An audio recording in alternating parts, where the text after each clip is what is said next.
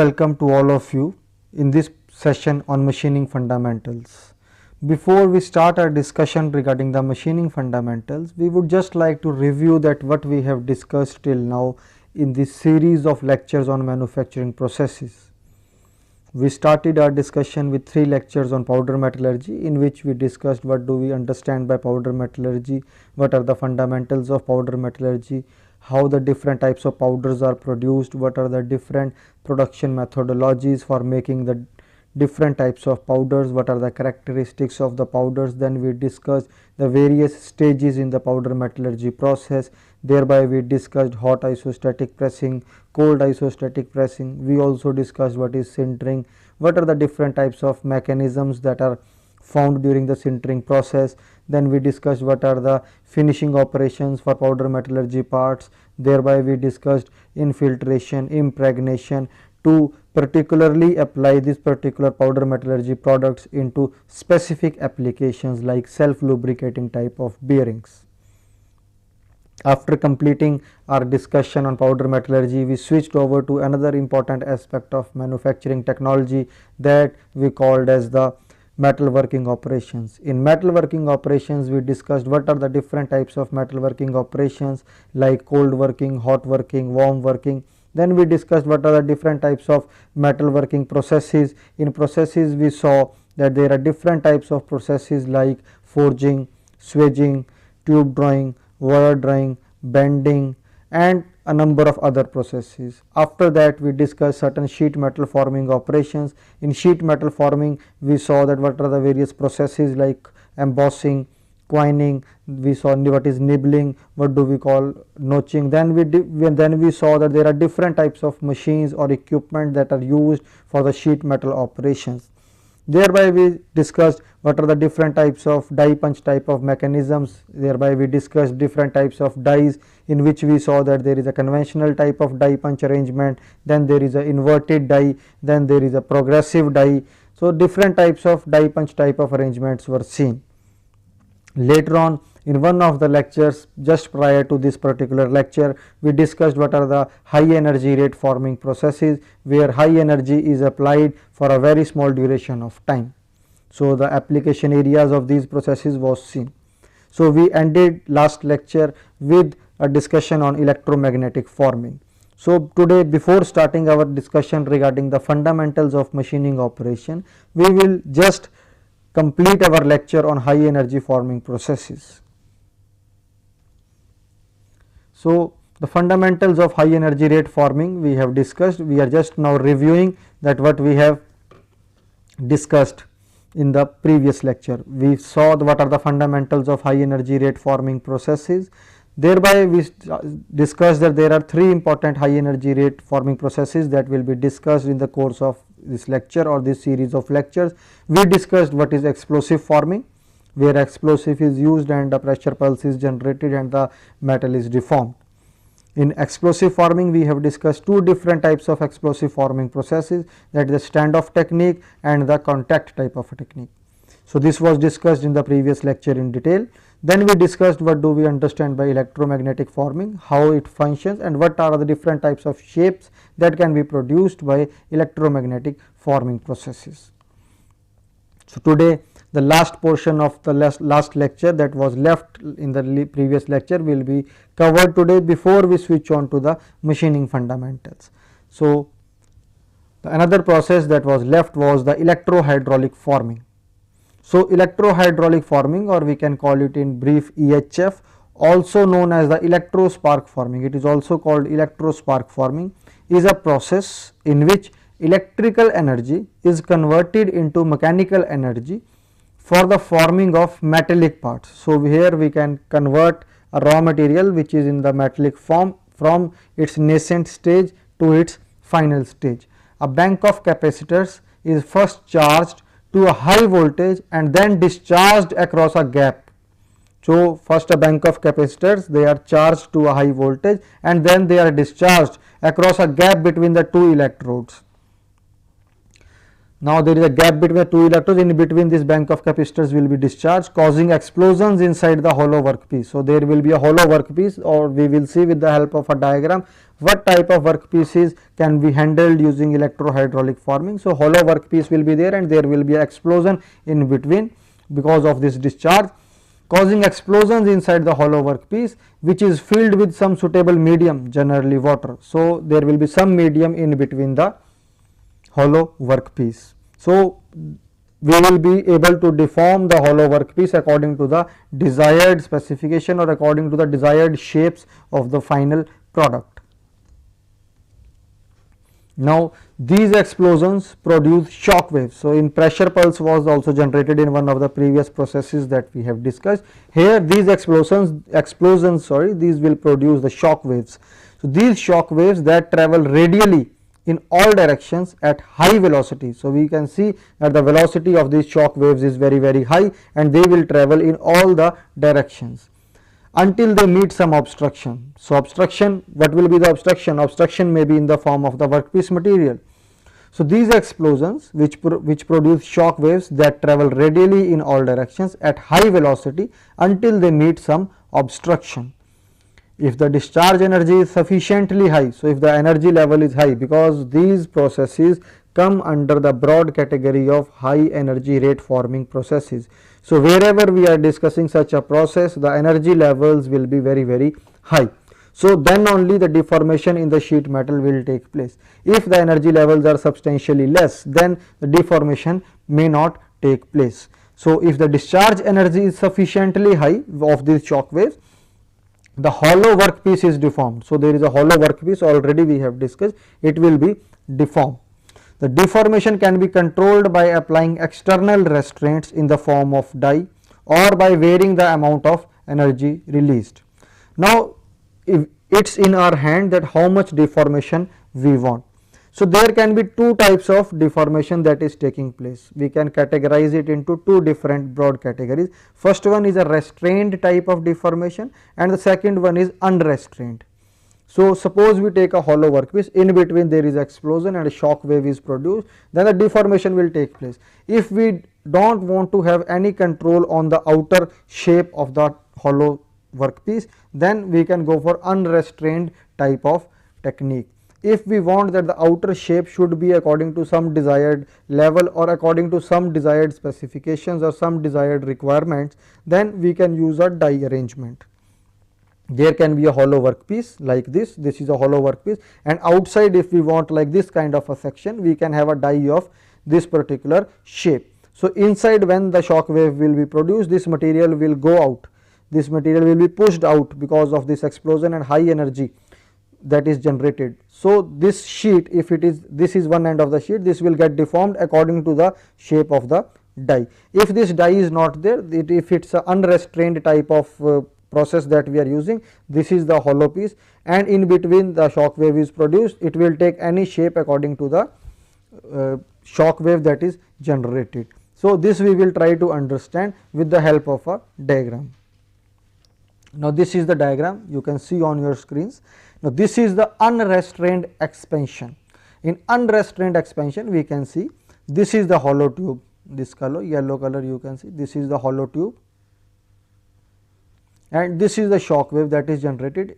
You can very easily see that the shock wave will travel in all the different directions, it will travel in all the directions, and then this is the other portion of the hollow tube. So this is a hollow tube, and this explosion is taking place here, and we can see initially it was straight, now it has been deformed.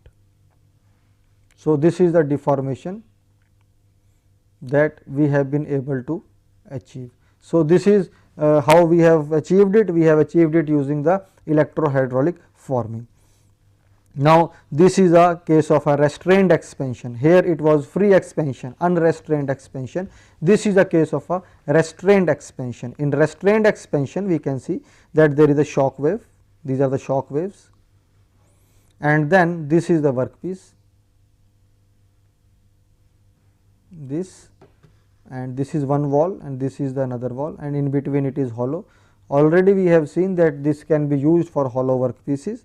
So this is a restrained expansion, and this is the tube, the label, it has been labeled as tube, and this is the die. So, this gray portion, this is the die. So, in case of a restrained expansion, the outer shape of the tube or the hollow section that we have chosen for processing using electrohydraulic forming will conform to the cavity of the die. So, this is the cavity of the die, we can see this is the cavity on one side and this is the cavity on the other side. So, depending upon how we want to deform or how we want to get the final shape of the product or what is the final shape of the product, we can either go for a unrestrained expansion or we can go for a restrained expansion. So, depending upon the requirement, we can choose any of these two. Now, there has to be certain advantages of any process that has been developed, the research efforts have been put and it has been developed. So, it is bound to have certain advantages. So, the advantages of electrohydraulic forming are that EHF can form hollow shapes with much ease and at less cost compared to other forming techniques. So, the main point to address here is that it is not difficult to give a particular shape to any hollow cross section or any hollow workpiece or any hollow job, but it has to be performed economically. So, electrohydraulic forming process is an economical process to give a particular shape to a hollow workpiece. So, when we compare it with the normal or the conventional forming processes that give shapes to a particular hollow component, in comparison to the conventional processes, the economic justification or the commercial justification of EHF yields that EHF is advantageous as compared to the conventional forming processes. So, the first advantage, that just to summarize, that EHF is economically better as compared to conventional manufacturing processes or conventional forming processes in order to give shapes to the hollow components. Then coming on to the second point, EHF is more adaptable to automatic production compared to other high energy rate forming processes. Now, first comparison we have done of EHF with the conventional forming processes. Now, second comparison we are doing among the high energy rate forming processes. We have already seen that there are different types of high energy rate forming processes. In this series of lectures, we have seen that there is explosive forming. Within explosive forming, there are two techniques, standoff technique and contact technique. Then there is electromagnetic forming, there is electrohydraulic forming. So, among different high energy rate forming processes, this EHF or electrohydraulic forming is more adaptable to automatic production. So, if we want to automate our process, we do not want any manual interference within the process, then EHF is more suitable or more susceptible for automation as compared to the other high energy rate forming processes. Now, coming on to the third point, that is EHF can produce small to intermediate size parts that do not have excessive energy requirements. So, if there are certain parts that do not require too high energy levels, then EHF can be used thereby. So, it can be used for making parts that are not big in size, those are intermediate or small in size, because the energy requirements are considerably less. So, we have seen that there are certain advantages, it is economical, then it is adaptable to automation, then it can be used for small to medium size parts. So, EHF has certain advantages, that is why it has been used in a number of application areas. Now, we come on to the accuracy of EHF parts. The first point we will discuss, accuracy of electrohydraulically formed parts depends on the control of both the magnitude and location of the energy discharges and on the dimensional accuracy of the dies used. So, this point states that there are two important control parameters in electrohydraulic forming. First point is the control of the discharges that takes place. So, important point is the control of the magnitude as well as the location. So, we have to control that where the discharge has to take place, because there is a particular hollow cross section, we want to deform it at one particular section. So, we need to control the discharge at a particular place. Then the magnitude of the discharge also. In the previous slide we have seen there are certain advantages of electrohydraulic forming. What are these advantages? Like, this can be used for deforming or plastically deforming small to medium size parts. So, the energy level required thereby will be considerably less. So, if we want to deform a bigger size part, the energy levels requirement will be higher. So, we have to control that how much means the magnitude of energy that should be there, and the second thing that is important to control is the location of the energy, because we have a hollow cross section and at one particular cross section of this hollow component we want to deform it plastically. So, the location as well as how much energy should be discharged, these two are the important control parameters that we have to take into account when we go for electrohydraulic forming operations. Then another important control parameter for us that will finally identify itself with the final product or the quality of the final product is the dimensional accuracy of the die. If the die is not of a particular dimensional accuracy or the accuracy that is desired in the final product, we will not get the product according to our desired level. So, there are three important parameters now I should say. First one is the magnitude of the discharge energy, that is it is given here magnitude and location of the energy discharges. So, first one is the magnitude of the energy discharges, second is the location of the energy discharges, and the third is the dimensional accuracy of the dies. So, these three are the important parameters that govern the final accuracy or the final surface finish or the final quality of the final product that we will get with electrohydraulic forming. Now, with the modern equipment, it is now possible to precisely control the energy within the specified limits. Now, the controls are available whereby very precisely means we are able to control the energy discharges within specified limits. Therefore, the primary factor is the dimensional accuracy of the die. So, it boils down to the dimensional accuracy of the die. Now, controlling the energy discharge is not a difficult task with the equipment whatever is available in the present day scenario, whatever technological advancements have been noted, it is not too difficult to control the energy discharges. So, the things now say that okay, if we are able to control the dimensional accuracy of the die, we will be able to make a product using electrohydraulic forming according to our desired specification levels. Then external dimensions on tubular parts are possible to achieve within plus minus 0.05 millimeter with the current state of technology. So, this gives one particular level that is achievable with the current state of technology. So, on external dimensions of this level means plus minus 0.05 level are achievable with the present technology. Maybe this may further be enhanced when newer methods or better control mechanisms are developed. Now, what are the different types of materials that can be formed using electrohydraulic forming? So, materials having low ductility or having critical impact velocity less than 30 meter per second are generally not considered to be good candidate for EHF. So, materials which have low ductility means the ductility for those materials is less. For those materials we are not going to use, these materials are not generally considered good candidate for electrohydraulic forming. Another important point is which are having critical impact energy less than 30 meter per second. So, there are two limitations: if the material has ductility which is very less as well as the critical impact velocity which is less than 30 meter per second, then these materials will not be considered for electrohydraulic forming. All materials that can be formed by conventional forming can be formed by EHF also. So, if there are certain materials which can be formed by conventional forming, if we take an example of a very brittle material, it can't be formed. So, if it can't be formed using conventional processes, it is very difficult to form it using EHF also. So, all those materials which can be formed using any of the conventional processes can easily be formed using EHF also. So, these materials are, some of the examples have been given on your slide. These materials are aluminum alloys, nickel alloys, stainless steels, titanium and Inconel 718.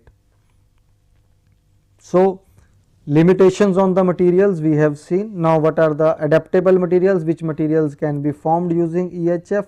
There are certain examples that have been given. These are aluminum alloys, nickel alloys, stainless steel, titanium and Inconel 718. So, With this, we come to the end of our discussion on metalworking, in which we have discussed a large number of different processes.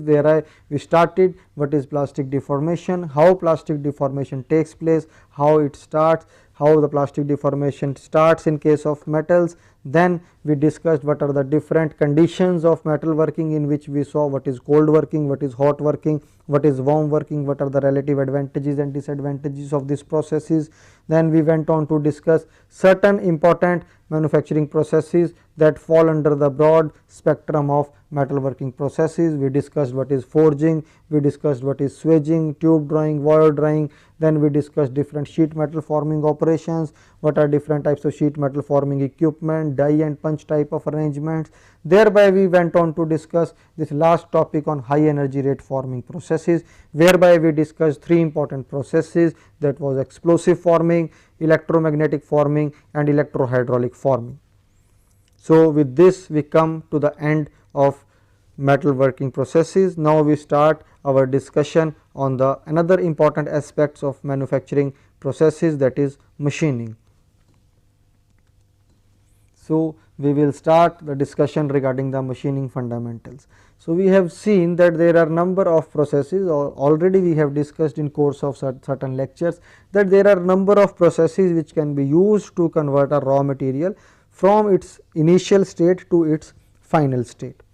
Now the process selection, the material selection are some of the important aspects that have to be considered in finalizing or optimizing that which particular process should be used for which particular application.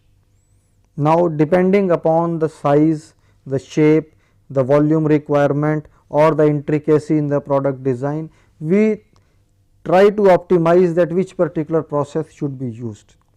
So there are different processes, already we have discussed, those are used to convert a raw material into its final product. What are those processes? Those processes are, to start with, it is casting, it can be forging, or we can say it is casting, or it can be metalworking operations, it can be machining, it can be finishing, or it can be any unconventional manufacturing technique. So where does machining fall under this broad spectrum of manufacturing processes? Most of the products, they are usually produced using net shape or near net shape manufacturing methods. For example, casting or any metalworking process. In casting, we make a mold, we pour the molten metal and we get the desired shape, whatever shape is required. But according to the present requirements, according to the requirements of the present day scenario, the quality as well as the dimensional accuracy, the dimensional tolerances are so stringent that it is not sometimes possible to directly use a product that has been made using casting into our final application. We need to perform certain additional operations that we call as the finishing operations, or we have to perform certain operations that will bring it to its desired level, the desired tolerance levels and to the desired dimensional accuracy. So what are those processes? Those processes basically fall under the category of machining operations. So from now onwards we will discuss the different types of machining operations, what are the different types of machining like orthogonal machining, oblique machining, what are the different types of chips that are produced in machining operation, what are the different types of tool materials that are used, what are the different types of cutting fluids that are used. Then we will see what are the different types of forces that are generated in machining, and then we will discuss what are the different types of machining operations. For example, it can be drilling, it can be boring, it can be reaming. Then we can come on to milling operations, shaping operations, turning operations. There are number of operations that fall under the broad category of machining. Even grinding also comes under the category of machining, that we will see what is a grinding wheel and how it performs the grinding operation, and how grinding is different from normal machining operations, for example turning, drilling or milling. So we now initiate our discussion on the fundamentals of machining. We will see how did machining originate. So we have already discussed, we have already started our discussion on machining fundamentals. Now the components or parts manufactured by near net or net shape methods Already I have told that there are certain manufacturing processes that will directly produce a part according to the final shape that we want. For example, in the layman's language we can say, if we are using a casting process, we will make a mold of the final shape that we want to make. That mold may be made in sand, or if it is a case of a permanent die casting, we will make use of a permanent mold. But the mold will be exactly of the final shape or the replica of the shape that we want to produce. We will melt a molten metal, put it into that mold. The mold may be permanent or it may be temporary, as in the case of sand, and after solidification of the metal we will get the final product. So, that process we call as a near net or net shape manufacturing process. So, the components or parts manufactured by the near net or net shape methods, for example casting, already I have explained what is the basic working principle of casting, forming and shaping processes. So, these are the near net or net shape manufacturing processes, often require further operations before the product is ready for use. Already this point has been addressed. If we take a product, we directly produce it using any net or near net shape process. Sometimes it is impossible to use it in its intended application. So, it requires certain further operations. The part must be interchangeable to function properly and reliably during their expected service lives. So, the parts must be interchangeable also. So, if the parts have to be interchangeable, then in order to incorporate this concept of interchangeability, the tolerance levels have to be very stringently controlled. The tolerance levels have to be very stringent. Suppose we want, for example, in order to explain this concept of interchangeability, suppose I manufacture 100 nuts and 100 bolts, and 100 nuts and 100 bolts are lying in two different bins. I take any bolt out of the bin where the bolts have been put and any nut out of the bin where the nuts have been put, I should be able to assemble the nut and the bolt. It means that whatever nuts have been produced, they are under a particular tolerance level. Similarly, the bolts also have a particular control that has been put on their quality.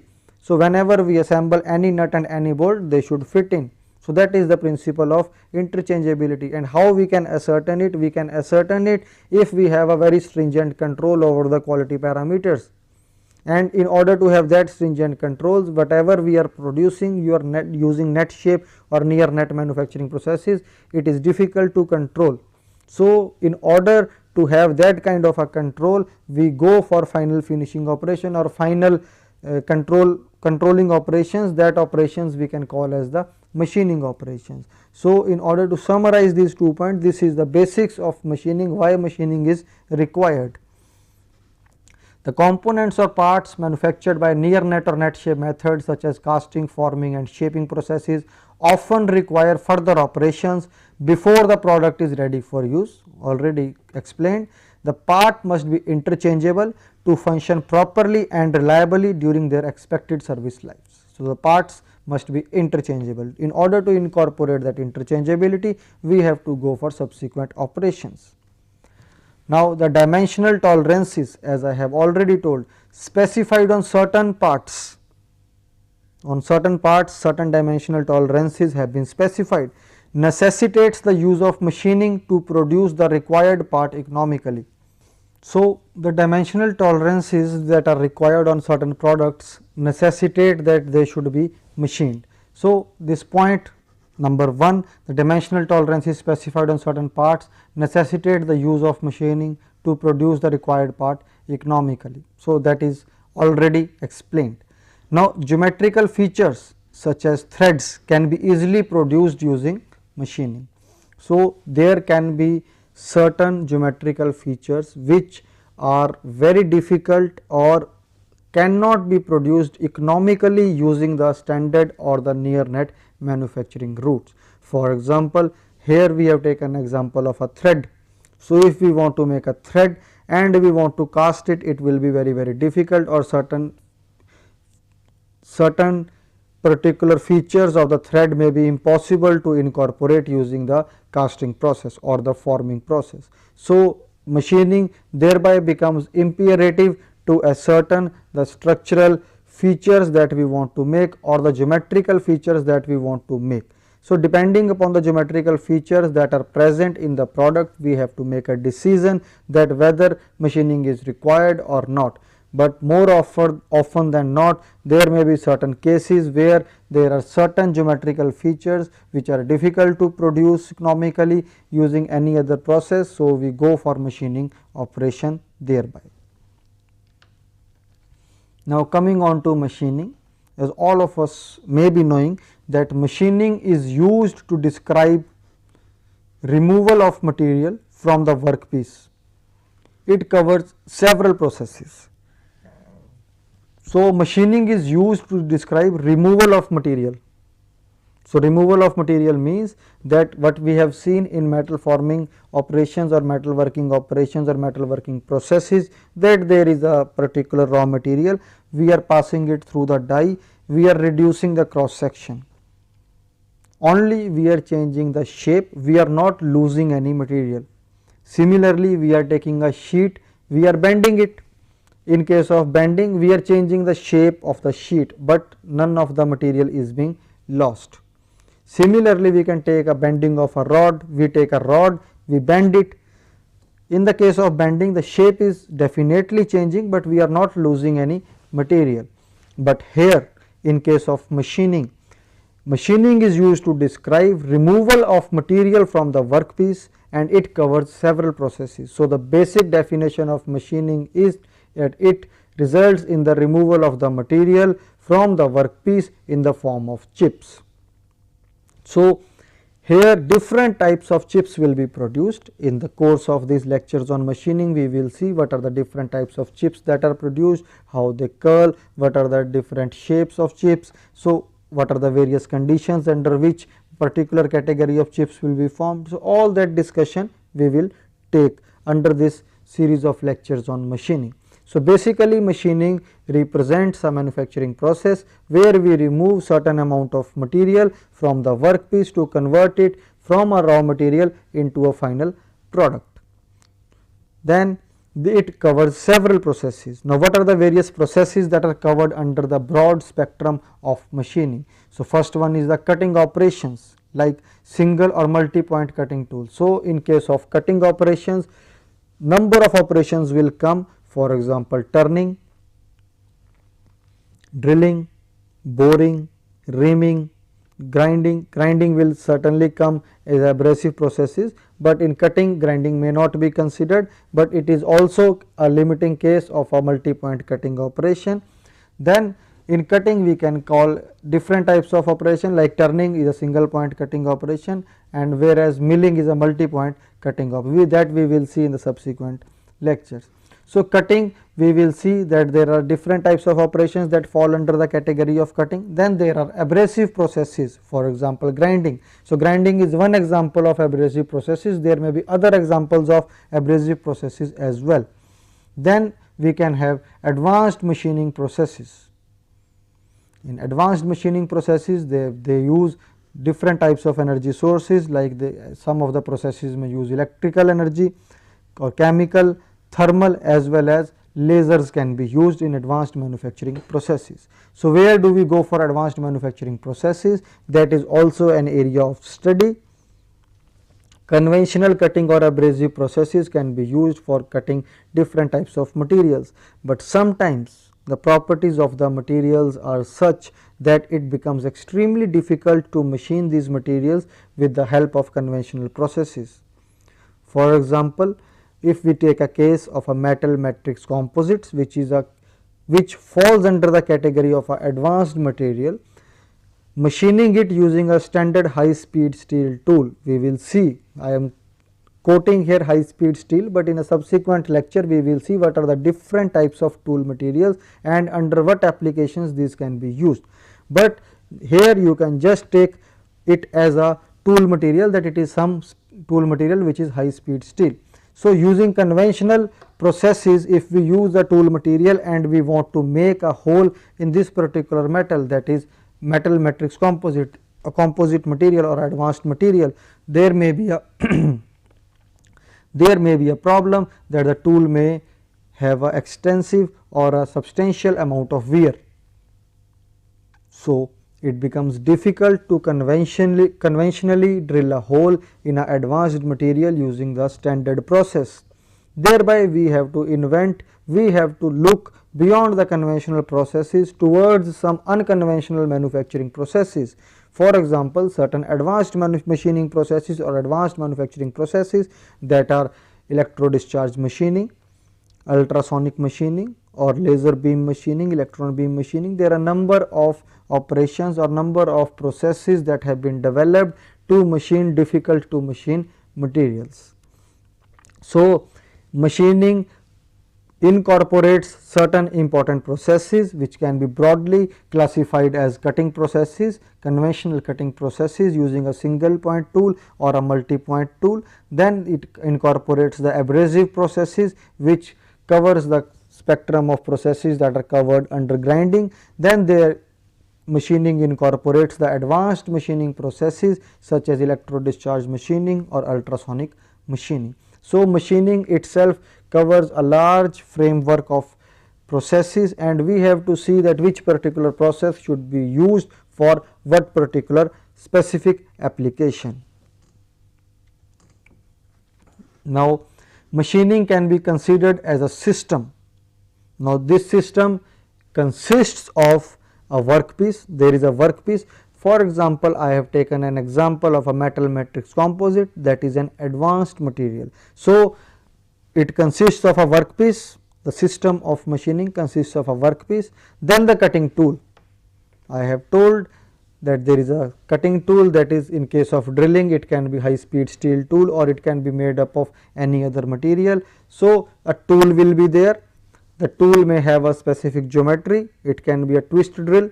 Now, depending upon the geometry as well as the material, we can classify the tool materials also. So, in machining, if we consider it as a system, there will be a workpiece. The workpiece may be any material, it can be stainless steel, it can be cast iron, it can be metal matrix composite, it can be polymer matrix composite. So, the material can be any. So, there is bound to be a workpiece, there is bound to be a tool. Now, the tool can be classified on the basis of the material out of which it has been made, and it can also be classified on the basis of the geometry. For example, it can be single point or multi point, it can be twist drill or it can be 4-facet drill or 8-facet drill.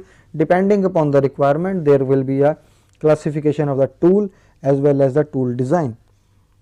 Then the third important point to be considered in machining is the machine tool or the machine that has to be used for using the tool to make a hole or using the tool to give a surface finish or to give a tool, use a tool to machine in, we can say, a workpiece. So, basically if we considered machining as a system, the system has three important parts being the workpiece, the tool as well as the machine. So, machining can be considered as a system. Then in order to understand the machining operations, the knowledge regarding the interactions among these elements need to be strengthened. Now, what are the three elements we have discussed? The three elements are the workpiece, the tool and the machine, and they will interact among themselves in order to perform the machining operation. So, in order to comprehend, in order to understand any machining operation, it is important for us to understand the interactions among these three important elements of the system of machining. So, three important elements, just to summarize, I have told it is a workpiece, it is a cutting tool and it is the machine. So, whatever discussions we will have in these series of lectures on machining, we will be focusing our attention on these three important aspects of the system. Now, coming on to the necessity of machining, although in the introduction we have seen that why machining is important, but here we will try to list the different points which necessitates the machining as an important manufacturing operation for converting a raw material into a final product. Now, first point has already been discussed in detail, that is the closer dimensional accuracy. So, if the dimensional accuracy required or there are very sharp edges that are required, which is very difficult to form using any of the normal near net or net shape processes or any of the conventional net or near net shape processes, then we will have to go for machining as the finishing or the final operation in order to have sharp edges. So, if sharp edges are required or closer dimensional accuracy or closer dimensional tolerances are there, we have to go for the machining operation. Now, the second point is the external and internal geometric features. We have already seen one example of geometric feature, that if we have to make a thread, then it may be difficult to form it economically using any of the conventional processes. We have to go for a machining operation. So, there may be certain external geometrical features or there may be certain internal geometrical features which are very difficult to form using near net or net shape processes. We then have to go to the machining operations, thereby converting external feature or the internal feature onto the workpiece. So, if the geometry is very intricate, it is not only the external and the internal features, sometimes the geometry of the product that we are going to use or that we have designed is very intricate. So, when it is very intricate, it is difficult to form it, then we can go for a machining operation. But machining also has its limitation in forms of the part shape. It is not that any difficult to machine shape is brought and it will be easily machinable. So, machining also has its limitation, but there are certain shapes which are difficult to form using conventional manufacturing processes or near net manufacturing processes. Then we can use machining to create or to produce those shapes on our final product. Then finishing operations for final dimensions and surface finish. So, third point says that sometimes whatever product we have made using casting or forging or forming, where no material removal has taken place, but the surface finish or the final dimensions are not according to our specifications. Why does this happen? This may happen because of certain amount of cooling problems that takes place during the casting operation, or during the forging the die has worn out, that it is not giving accurate dimensions that we want, or during the wire drawing or tube drawing operation the dimensions that we are getting finally are not according to the desired tolerance levels. Then whatever dimensions we get or whatever product we get by this particular or the initial processes that have been done, we finally subject that particular job or that particular shape that we have achieved to the machining operation. So, machining then will result, or machining will act as a finishing operation to give the final dimensions. So, final dimensions may be achieved using the machining operation. Moreover, sometimes we need to have a very good surface finish, or sometimes there may be a problem of the oxide layer that is forming on the top surface of the workpiece. If we need to remove that and we need to have a very good surface finish on our workpiece, then also we have to go for a machining. So, machining therefore will act as a finishing operation in the total product manufacturing cycle. Then certain surface characteristics are required. Suppose for example, we need to have a knurled surface. So, knurling is one operation that is carried out, or we need to have a particular surface texture on the surface. Then in order to have that kind of surface texture or that kind of surface finish, we need to go for a machining operation. So, we have seen the different categories of application areas are there where machining is imperative or machining is necessary. Then the last point here is it is economical, particularly when number of parts desired is relatively small. So, if the parts desired are in a very large number or the volume of production is very large, we may go for a casting operation or sand casting or permanent mold casting. But where the part number or the volume of the parts that have to be produced is considerably less, then in order to economically produce those parts, we may go for a machining operation. So, we have seen that there are certain advantages or certain necessities that has to be incorporated, like there are certain areas where machining is imperative and machining has to be carried out. If we do not do, or if we do not machine that particular part, we will not be able to produce the final part according to our desired quality standards or according to our desired dimensional accuracy. So, there are certain necessities for machining that are there when we choose a manufacturing process. So, it is not that only machining has one particular necessity, there are number of factors that have to be considered where machining is imperative, or we can say machining is inevitable. Now, any process which has certain advantages or it is necessary, it has certain limitations also. So, what are the limitations of machining? The first point is the wastage of material. So, the wastage of material is in the form of chips. Different types of chips we will discuss in the subsequent chapter or subsequent lecture. It requires more energy, the energy requirements are more, its capital and labor than forming and shaping operation. So, first point here, I have addressed this point in detail, that in metal working operations there is no loss of material. When we want to form a particular shape, we are using an initial shape, we are converting it into its final shape by just folding it or just bending it or just letting it pass through a die or just pulling it like in tube drawing. There are different types of mechanisms whereby we can convert a raw material shape into a final material shape without losing any material. But here in case of the machining operation, there is bound to be a wastage of material. If we are using the machining operation as a cutting operation, the wastage of material will be considerably more. But under certain circumstances, we will be using machining as a finishing operation. So, whereby the word finishing will come into picture, the loss of material will be substantially less. But anyhow, the loss of material is always going to take place when we are going to use a machining operation.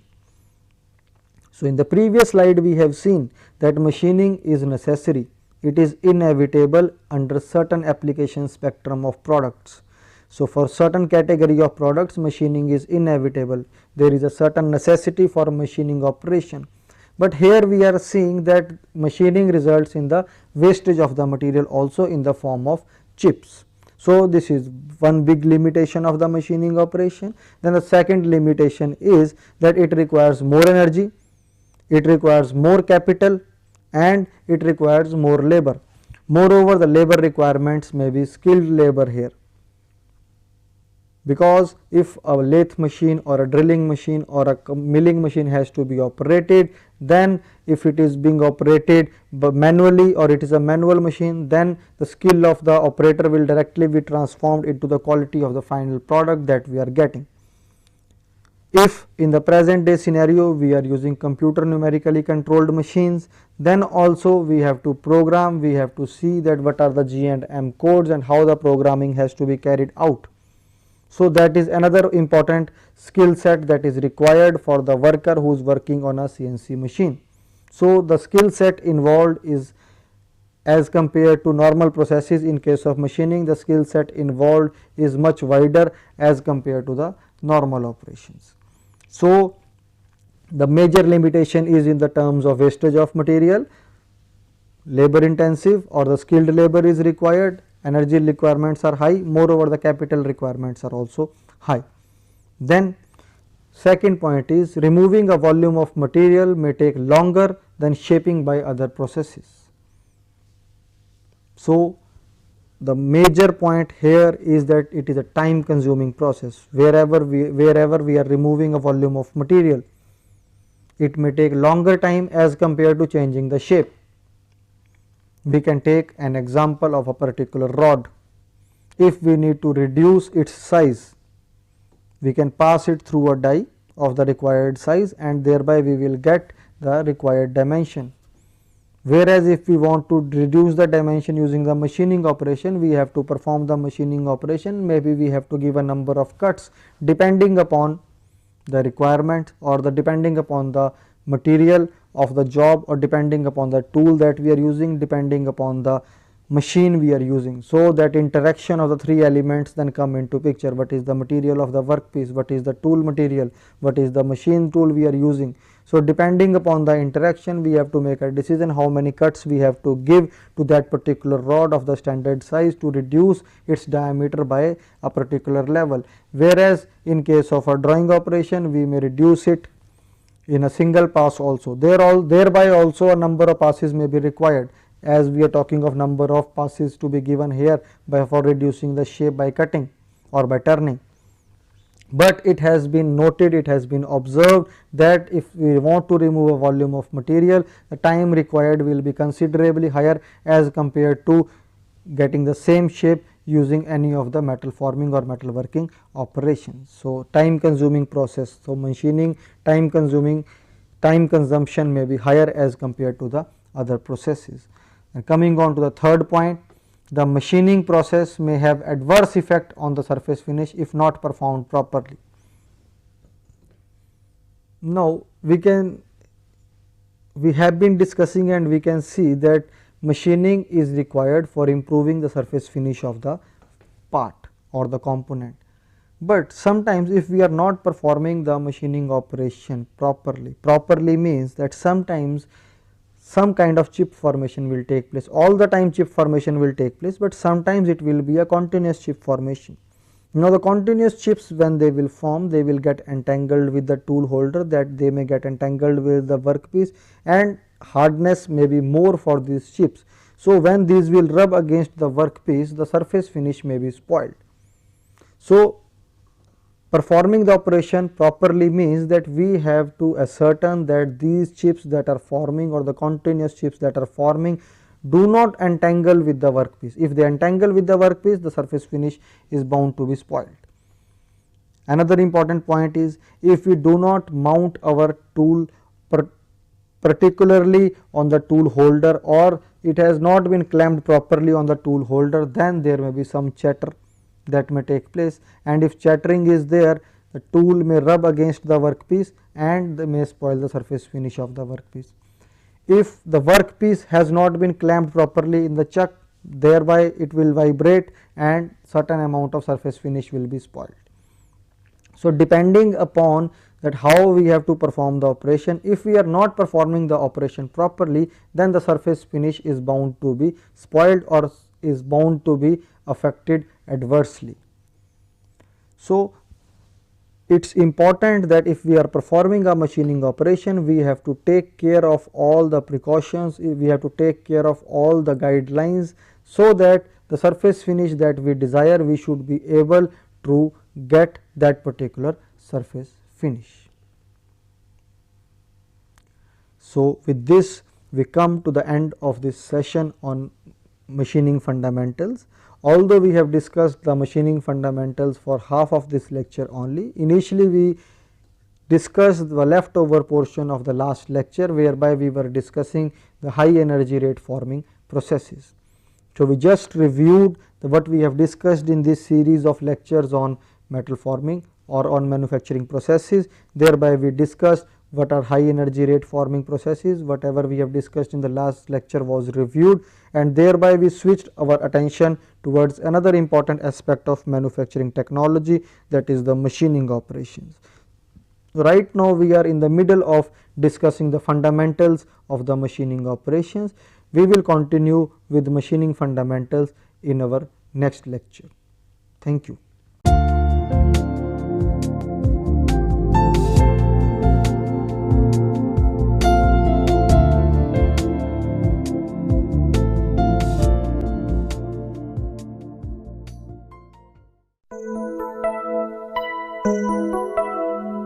Thank you.